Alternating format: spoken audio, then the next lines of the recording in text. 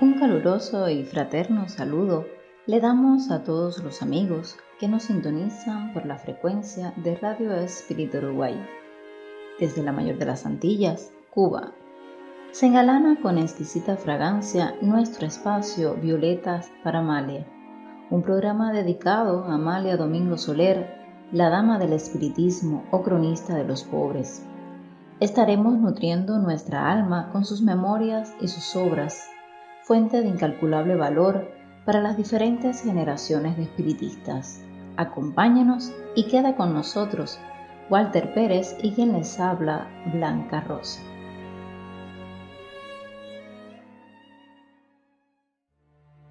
El inicio del gran prestigio alcanzado por doña Amalia Domingo Soler en España y en casi todos los países de habla española a finales del siglo XIX, inicios del siglo XX, se produce con la famosa polémica por ella sustentada con el ilustre sacerdote Vicente de Manterola.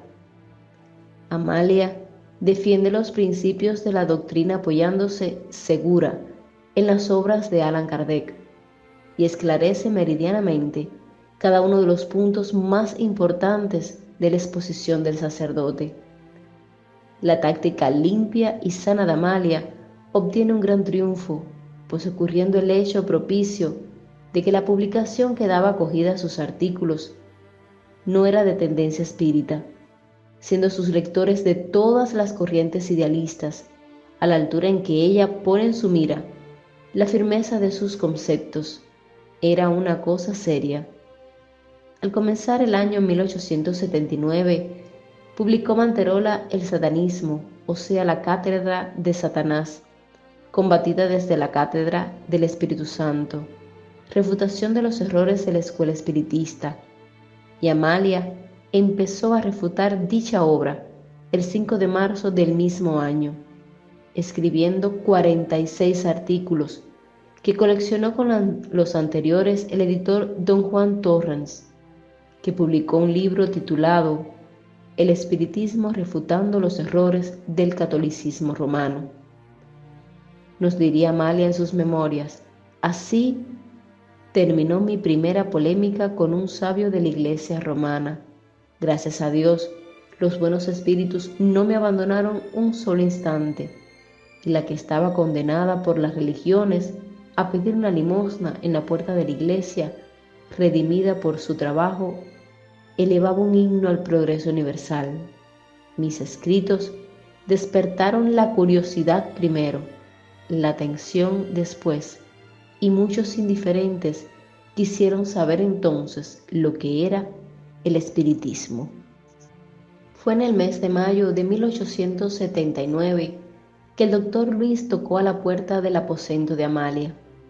Se hacía acompañar por don Juan Torrens. Amalia, le dijo a quemarropas, Torrens está de acuerdo conmigo en que tenemos falta de un periódico espírita dedicado exclusivamente a la mujer y donde solo escriban mujeres. En los primeros días de este mes será publicado el primer número. Prosiguió marcando sus palabras con firmeza.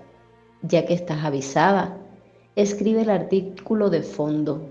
Conversa con tus amigas Matilde Fernández y Cándida Sanz. Verás qué interesante semanario haréis.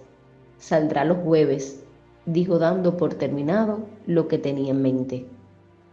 Pero es una locura, hombre de Dios, respondió Amalia sorprendida. ¿Cómo podría yo arreglarme entre las dificultades naturales a la publicación de un seminario? Exactamente, de un seminario nada menos que eso, respondió Luis. ¿Pero qué te pasa por la cabeza?, dijo Amalia. ¿Juzgas que los artículos son masas que se extienden para freír? Pues estás equivocado, prosiguió algo nerviosa y pensativa. Don Luis la dejaba hablar. Un ricto en sus labios y el brillo de sus ojos hablaban para Amalia más que sus labios podrían articular. Hasta entonces ocupadísima con la preparación de los artículos de la refutación de Manterola, Amalia suponía que en esos momentos no fuese capaz de hacer nada más. Solo yo sé cómo tengo la cabeza de cansada, se quejó. No es fácil contestar a un hombre célebre e inteligente como Manterola. Con bien poco te asustas. ¿No imaginaste cuánto tienes que escribir en este mundo?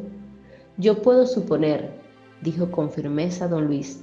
Escoge un título que te parezca bueno para el nuevo periódico. Ella dijo instantáneamente, La luz del porvenir.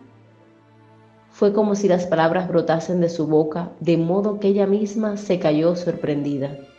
Es un buen título, dijo don Luis, después de un pequeño silencio, volviendo para Torrens su mirada inteligente. El otro sonrió y asintió con la cabeza. ¿Y si nos denuncian? Al final, ¿qué título tengo yo para dirigir un periódico?, dijo Amalia. Una cosa es colaborar y otra dirigir, escoger los originales. No te inquietes en cuanto a las denuncias.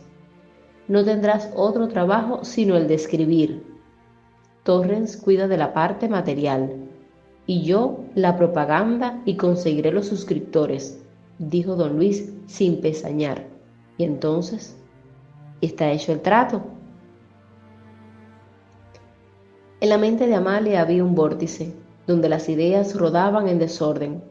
Se veía en la miseria de sus primeros tiempos, y ahora era, de súbito, puesta en un pedestal, siendo generalmente denominada la espiritista española.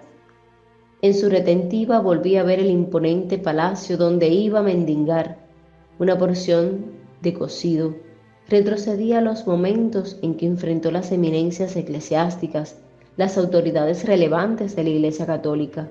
Esos cuadros se sucedían en su mente. Era como un recuento de tormentas, como si su cabeza se hubiese transformado en una trompeta acústica.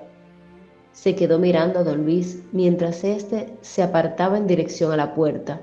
El editor le decía, por ahora, Amalia, no tendrás salario. Los primeros números solo nos traerán prejuicios.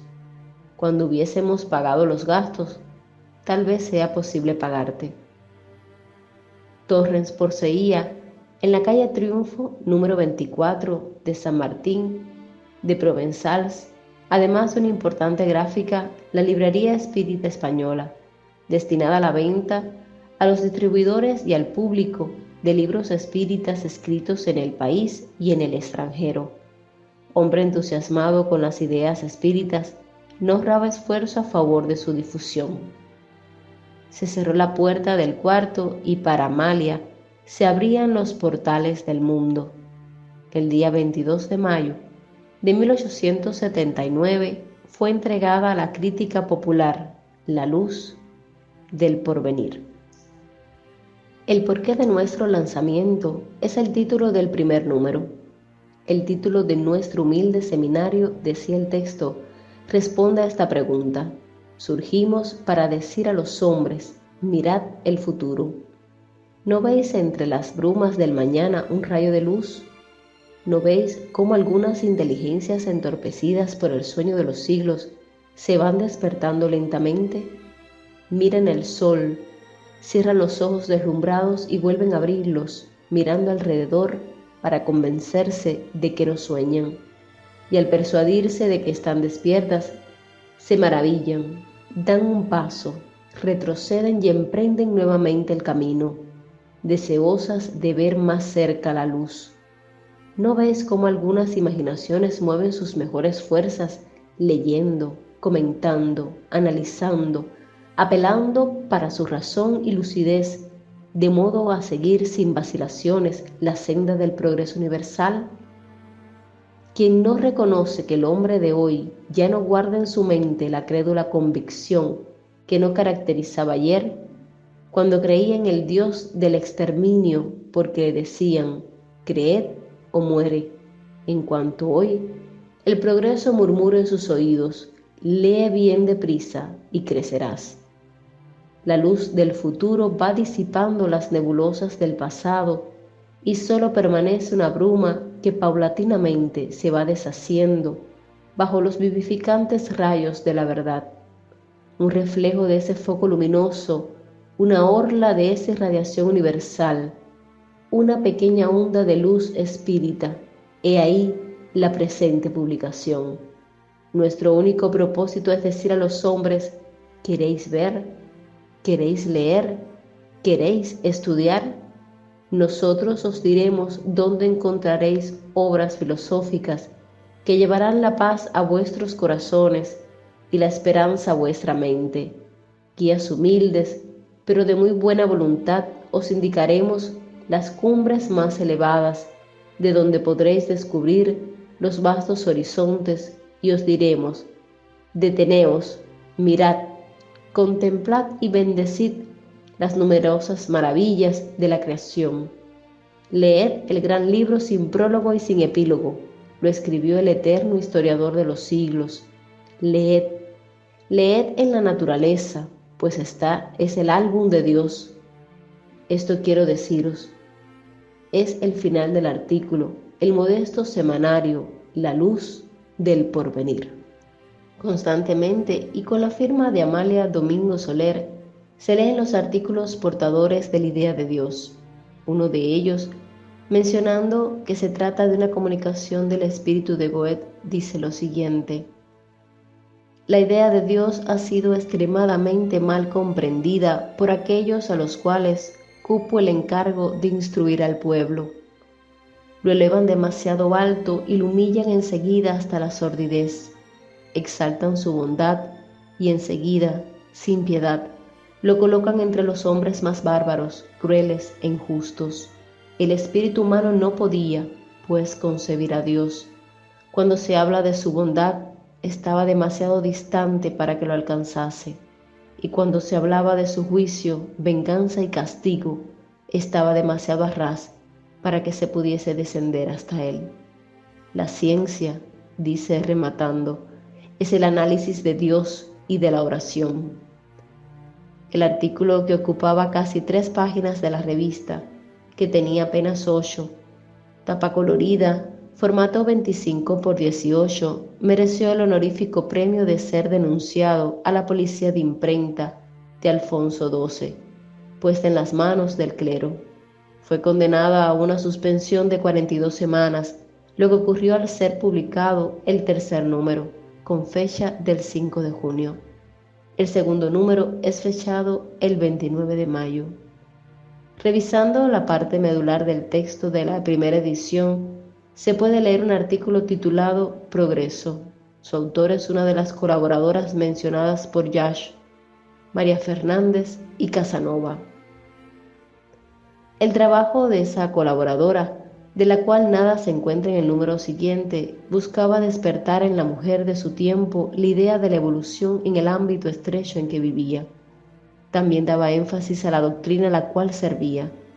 Se trataba de un artículo muy bien inspirado, claro, preciso, y que, a pesar de ser escrito con simplicidad, para que pudiese ser comprendido por las mentalidades menos aficionadas a los ejercicios mentales y al razonamiento demasiado complejo, no caía en la banalidad ni hacía concesiones a lo vulgar o a lo intrascendente.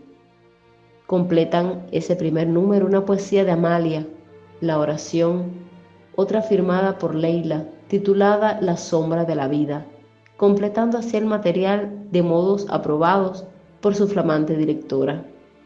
La oración dice lo siguiente: para rogar al Eterno, yo no encuentro necesario entrar en un santuario que la costumbre fijó. Cuando el alma dolorida no encuentra su mal consuelo, le basta mirar al cielo. ¿Hay templo más grande? No. Ahí estaba concebida la primera estrofa del verso, que se componía de 19, en la misma métrica. En el segundo número, Amalia comienza su colaboración, que, prosiguiendo en números sucesivos del seminario, trae el título genérico de La soledad de la mujer. Pinta la autora con rasgos seguros, rápidos y claros la idiosincrasia de la mujer de la época relativamente a la manera como le es retribuido el trabajo. En los trabajos siguientes va analizando los errores, las posibilidades y el encadenamiento que el asunto exige, siempre con una tónica tan accesible que ganó rápidamente el interés de gran cantidad de lectores, mereciendo tantos aplausos como otros tantos similares que ella fue publicando en separatas. La mujer de la aristocracia, escribe, generalmente celebra su casamiento en la iglesia. Esto es, el sacerdote bendice los novios y la joven desposada solo quita su precioso traje de virgen para vestir el elegante acostumbrado del viaje. Siguen para el extranjero. Son esos los primeros eventos de su vida conyugal. Transcurrida la luna de miel, es de mal gusto que dure mucho tiempo. Los esposos vuelven a la ciudad, a su país. Para los jóvenes esposos, comienza una nueva vida de real independencia, viviendo cada cual para sí. La política, el casino, el teatro, los amigos, el juego y los romances fáciles absorben la atención del marido, y a la mujer tocan los paseos, el teatro, las reuniones, las visitas constantes a la modista, las recepciones, las amigas y otros 1000 pequeños entretenimientos que la ocupan y la distraen por completo. En la clase media la mujer generalmente vive más en casa que en la calle. Las atenciones de la familia las reclaman y el cuidado con los hijos absorben la mayor parte de su tiempo. Sin embargo, ni por eso es feliz. La mujer del pueblo trabaja en su casa y fuera de ella. Es una mártir del trabajo. Ocurre muchas veces que tiene a sus hijos sin zapatos y dice, si la paga fuese doble, daría para que la gente fuese ir llegando. Pero llega el sábado. Él aparece con la mitad de lo que recibió y a veces con menos. Si de noche permaneciese en casa, los compañeros del café o la taberna lo mandan de vuelta en un ruin estado. ¡Qué vida esta, Señor! Los conceptos bien dispuestos, aplicados con justicia, los ejemplos, los temas se desenvuelven de manera que el lector, cuando menos, se deja subyugar, pues allí están estampados pedazos de la vida, retratados apropiadamente, sin que el lenguaje se abstarde ni se dé lujos literarios o mórbidos, sin angustiarse con la descripción de las crueldades deformadas y propósitos de hacer vulgar proselitismo. Así era la viril Amalia, la periodista. Continúe con nosotros en sintonía para seguir conociendo la obra de esta mujer valiente, decidida, que entregó parte de su vida a la divulgación y a la defensa de la doctrina espírita. Amalia Domingo Soler.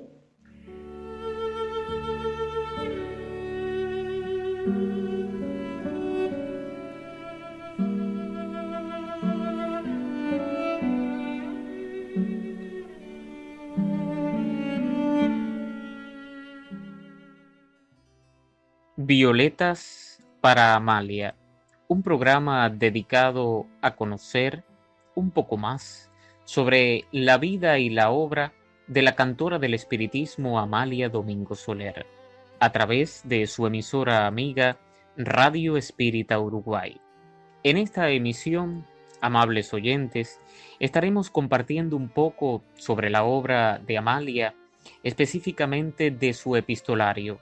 Sobre el tema el amor, estaremos dando lectura y compartiendo con ustedes el contenido de 3 cartas dirigidas a Violeta. El amor. Carta primera. A Violeta. Mi dulce y poética Violeta, ¿quién eres? ¿De dónde has venido? No lo sé, mas ¿qué importa la personalidad? ¿Eres un espíritu que o sientes mucho o recibes una potente inspiración y esto me basta para contestarte? Siempre he creído, como dices tú, que una vida sin amor es una página en blanco. Mecieron mi cuna las brisas perfumadas de Andalucía y con esto te digo bastante. Pues el que nace en aquella tierra tiene que amar, porque allí todo es amor. Así no extrañarás que antes de cumplir 15 años, contemplando el Guadalquivir, limpio espejo de aquel cielo sonriente, preguntase yo a sus tranquilas aguas dónde estaba mi alma gemela. ¿Por qué mi espíritu sentía un frío intenso en medio de aquellos vergeles? y a las aves enamoradas, y a las flores, al abrir su cáliz, y a los rayos del sol, y a la luna, cuando extendía su manto de plata sobre el río. A todo cuanto veía a mi alrededor le preguntaba por la mitad de mi alma, porque allí todo vive, todo alienta, y mi espíritu quería vivir y amar. ¿Qué flor, por humilde que sea, deja de tener fragancia? ¿Qué mujer en la primavera de su vida deja de escuchar esas frases halagüeñas que le hacen latir su corazón y arrebatan su imaginación soñadora? ¿Qué mujer en Andalucía, antes de cumplir 20 años, no ha visto ante sus ojos un paraíso? Si allí los raudales de la vida brindan a la juventud con mundos de ilusiones, si allí en ciertas costumbres hay inexplicable poesía, si el amor tiene más encanto porque tiene más misterio, si todo habla al corazón, si se necesita ser de granito para no sentir la imperiosísima necesidad de amar, ¿cómo había yo de permanecer insensible en medio de tanto amor y de tanta vida? En la primera hoja del álbum de mi juventud, escribí un juramento de amor a alguien. También yo creí que amaba, y durante algunos años creí que había amado, pero más adelante, el convencimiento de la inmortalidad y del progreso humano indefinido me reveló que las atracciones de los cuerpos no son los amores de las almas. Ni yo había sentido otra cosa que esa inquietud dolorosa, vulgo amor, en que la vanidad toma una gran parte, ya que la mujer cree que hace un papel desairado en la sociedad si no tiene en sus primeros años quien la galantee y más tarde quien le dé su nombre. Los ídolos de mi juventud los encontré pequeños como los dioses de barro. Mi mismo amor me pareció desconfiado y mezquino en medio de las llamas devoradoras de los celos, y me convencí de que el amor del espíritu ni lo he hallado ni lo he sentido en la tierra. He aquí por qué en mis numerosos escritos nunca he consagrado un himno a eso que se llama amor, y que a mi entender no es sino un cambio de egoísmos o el contacto de dos epidermis, como dijo un escritor famoso. Cuanto más he profundizado el corazón humano, menos amor puro he hallado sobre la tierra. Espectador pasivo desde hace mucho tiempo en la comedia o drama de los amores terrestres, veo cómo se engañan unas a otras las criaturas, y no pocas veces a sí mismas, como un día yo me engañé a mí misma.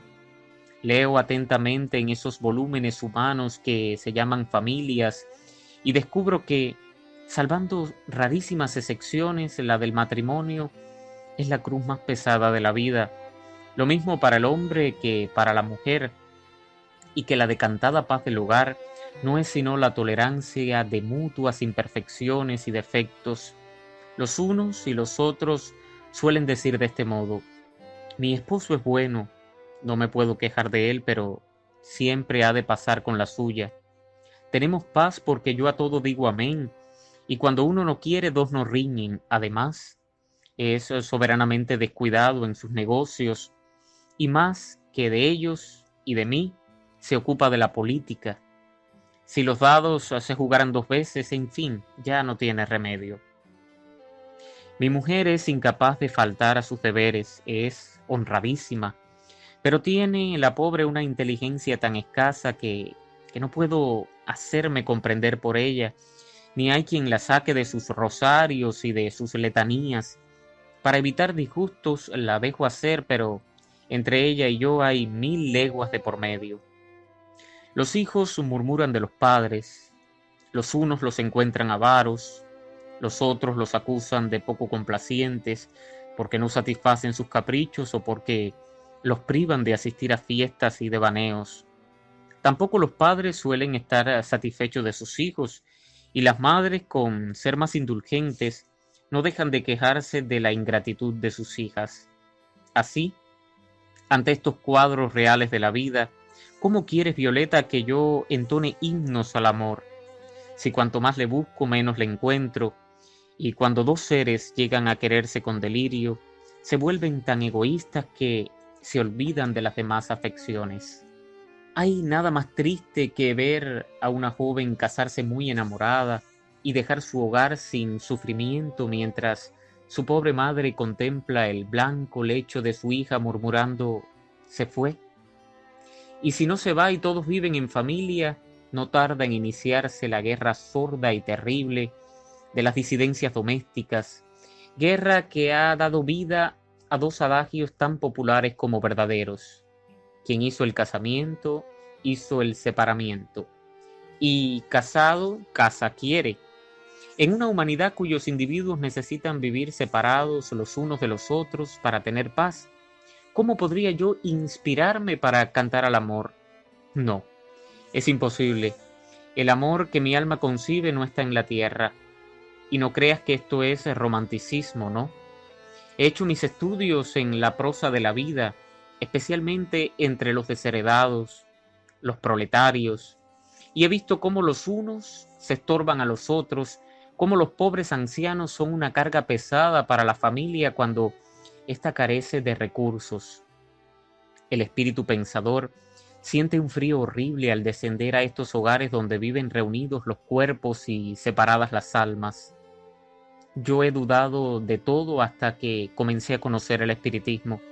Entonces comprendí cuál era el verdadero amor, de qué modo las almas se embriagaban con el néctar de la vida, cómo se unían con lazos indisolubles a través de largas distancias por la afinidad de pensamientos y la identidad de aspiraciones, cómo trabajaban dos espíritus a un mismo fin desde remotísimos mundos, cómo se enviaban un amoroso ósculo en las ondas sonoras y en las vibraciones lumínicas, cómo vivían el uno en el otro difundiendo su amor como el sol sus rayos.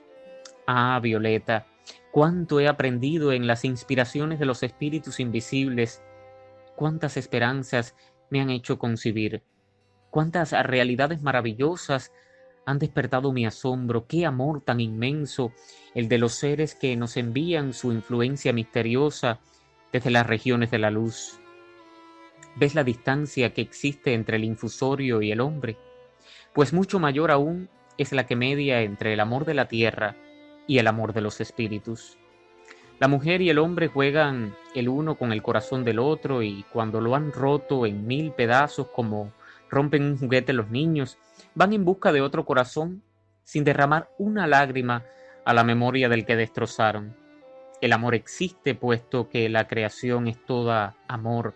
En la tierra no pueden sentirse sus divinos efluvios porque estamos condenados a trabajos forzados los terrenales y entre criminales empedernidos no es posible gozar las inefables delicias conquistadas por las almas acrisoladas. Aquí no se vive. Aquí se saldan cuentas pendientes y se hacen ensayos para vivir mañana en mundos venturosos. Sí, Violeta, creo firmemente que el único goce que puede sentirse en la tierra es el de consagrarse en absoluto al progreso propio y ajeno.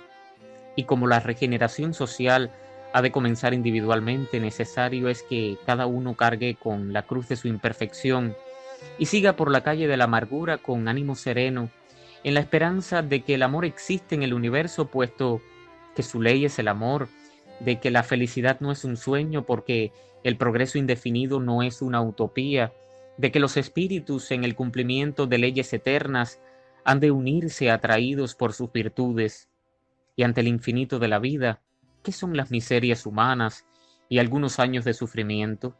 ¿Qué es la soledad de algunos segundos ante la eternidad del amor? ¿Qué es el átomo ante el todo? Adiós, Violeta.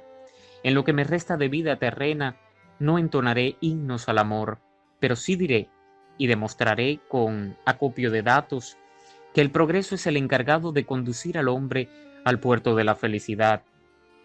Aman los mundos porque se atraen, aman las moléculas porque la cohesión las une, aman los vegetales, siendo el polen el mensajero de sus amores, y solo los espíritus habían de permanecer indiferentes en medio de la creación donde todo ama, desde el reptil al ángel. No, Violeta, nuestro destino es amar. ¿Cuándo? ¿Quién sabe? Ayer los pueblos se despedazaban, hoy se toleran. Mañana se amarán, y entonces yo pediré a los genios su inspiración y cantaré las grandezas y las sublimidades del amor. Hemos compartido con ustedes la primera carta sobre el tema El amor, dedicada a Violeta, por la cantora del espiritismo Amalia Domingo Soler. Hemos estado acercándonos en esta emisión al epistolario de la gran dama del espiritismo. Acompáñenos en una nueva emisión de su programa Violetas para Amalia, desde Cuba y a través de las frecuencias de Radio Espírita Uruguay. Muchas gracias.